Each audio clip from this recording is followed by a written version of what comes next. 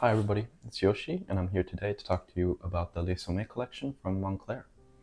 I think I was really interested in this collection because it represents a departure from the designer focus that Moncler has been on for a while now. When I think of Moncler, I think of Pour Homme, like the silver bottle. This kind of represents a shift to something more simple, more clean and more elegant, something a little bit like the Haute Parfumerie collection from Celine or Chanel's Exclusifs or Guerlain's Art of Materials collection. I was really excited to try this because I like to see when brands try to create something that's a little bit different and unconventional. So starting off, we have the Roches Noires, which is a amber fragrance. I smell patchouli, pepper, tonka, and some sort of like an ambery flower type.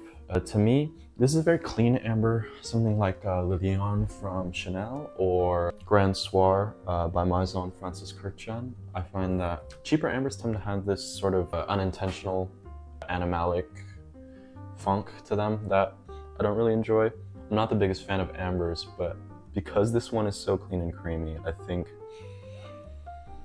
yeah, this would probably be towards the top of the ambers that I've smelled before.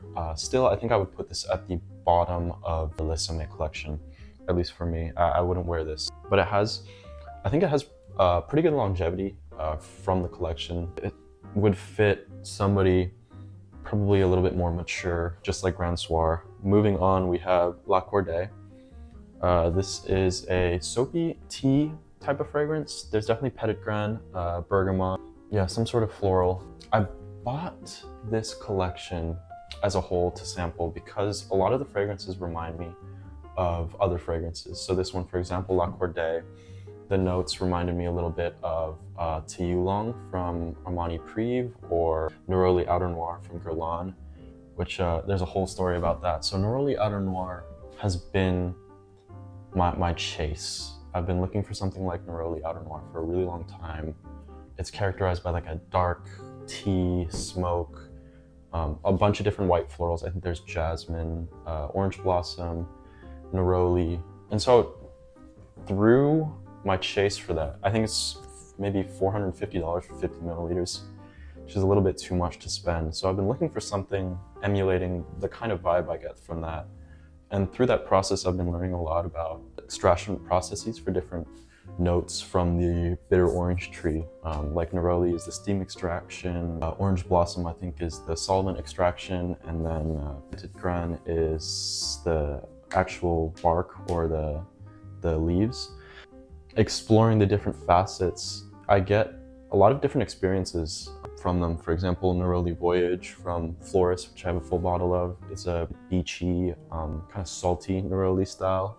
LB from D'Orsay is like a quiet, I would describe it as like a purple neroli. And then I have Rosendo Mathieu's number 1, which is a green citrus style.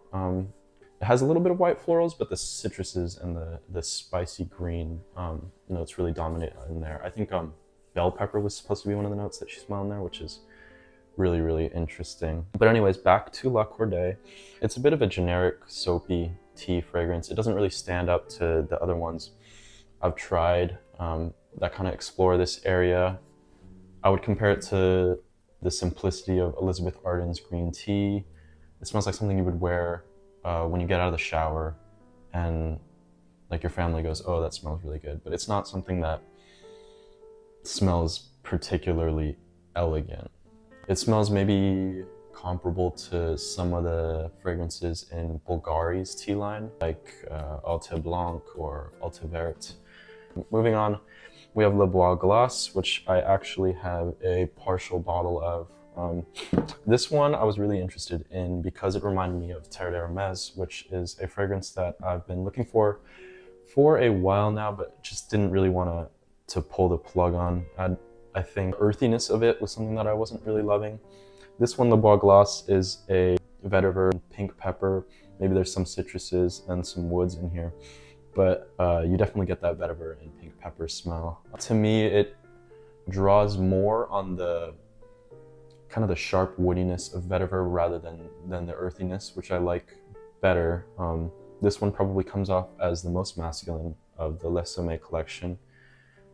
If you're very feminine expressing, this would cause some clashing, I think. Yeah, this would fit somebody gentlemanly, like a man in a sweater.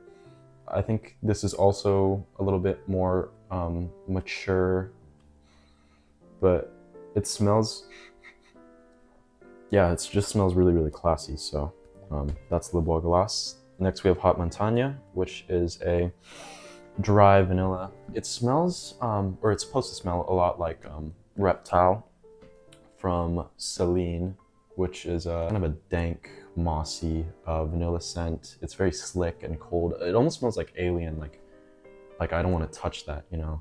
Like it smells really good, but if I touched it, maybe it would bite me or something. You definitely get that moss and dry vanilla. I think that's coming from the combination of the cedar and the vanilla. It reminds me a bit of Eau d'Huile from Diptyque, but without all the spices there. I think it's just a little bit too simple. You do get, how do I say, like a Bois d'Argent from Dior. It has that kind of airy vanilla scent. It's really light. It's elegant, but kind of fleeting, which is why I have it at number 3. Number 2, we have Ciel de Verre, which is a musky skin scent. You definitely do get a little bit of white floral, ambrette, ambroxan. I think that this is their like another 13. This is their Glossier EU. It definitely does come off very clean, like a cloud of very light purple around you. I think this does carry over some of that distinct identity that is establishing itself in the Les Exclusifs collection as I smell these different ones.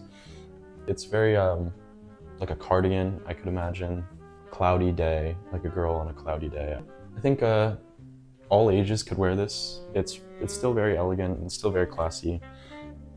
And then moving on, finally, we have Les Solstice. So it is a iris sandalwood musk. It's super, super simple, which I think represents this collection really well. There's maybe only 3 or 4 notes in this one.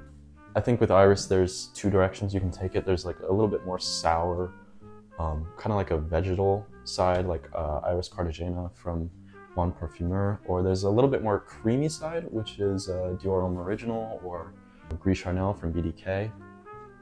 This one explores more of that sour vegetal side. Yeah, it just smells so clean. It's a lot like Le Peau Nue from Celine.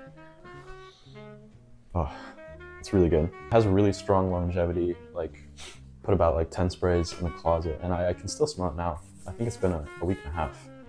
But anyways, that is the Les Sommets collection from Moncler.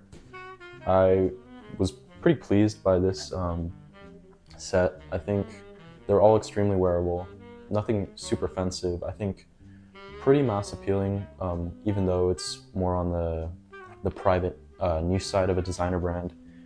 Yeah, I like it a lot. Let me know if you guys would try any of these, and I think I'll be doing a video soon about the Celine collection that I have purchased and Dior as well. So, well, thank you.